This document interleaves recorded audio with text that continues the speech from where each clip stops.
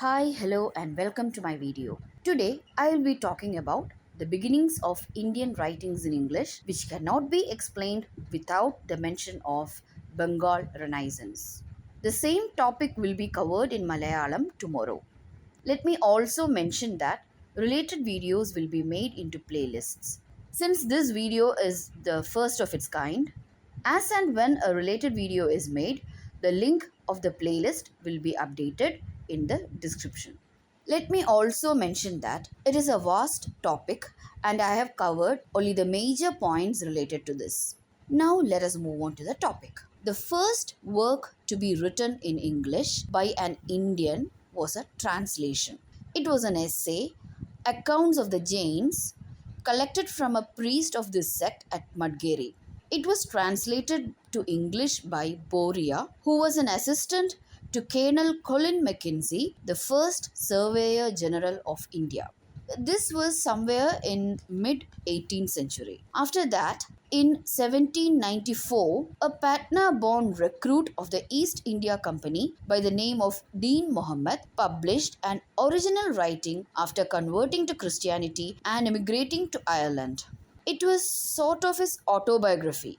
The first original Indian English writing, where the author is located in India, was written by Raja Ram Mohan Roy. It was a defense of Hindu theism written in the year 1857. As the term Renaissance indicates, it is a social, cultural, psychological, and intellectual movement that started in Bengal during the 19th century. And as mentioned just now, it started in Bengal and slowly spread to the other areas of India. All socio political elements were ripe in Bengal for the launch of such a huge, dramatic change.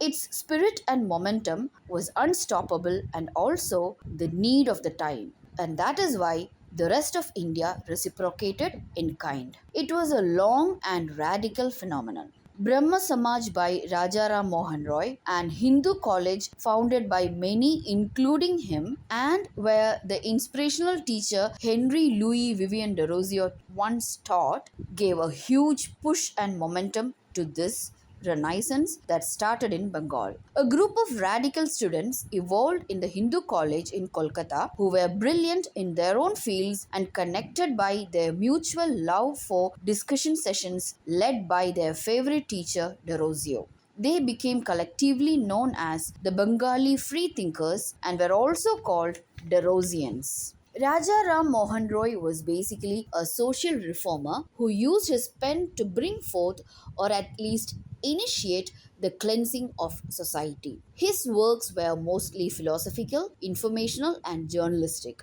De Rosio, on the other hand, was a poet who used his pen and poetic interests, inspired by the late Romantics, to spread the fire of nationalism that he had inside him. After the Derosians, who were activists rather than writers, came a generation of writers, mostly poets, inspired by their precursors. But they were trying to find their own identity in relation with their language and their country. A few examples are Michael Madhusudan Dutt, who started his literary career in English and later shifted to his own language, Bengali. Then Toru Dutt, who studied and wrote in English, was inspired by French and its culture before learning Sanskrit and embracing Indian culture and representing it in English. In next generation, we have Bankim Chandra Chattopadhyaya, known as Bankim Chandra Chatterjee.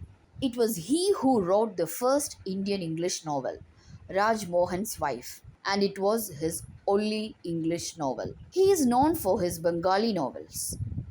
As Indians, we should not forget his novel Anand Math, from which the song Vande Mataram is taken. It was he who inspired Indians to write serious novels in Indian languages. As is the case in English literature a century before, novels were new to Indian literature at that time.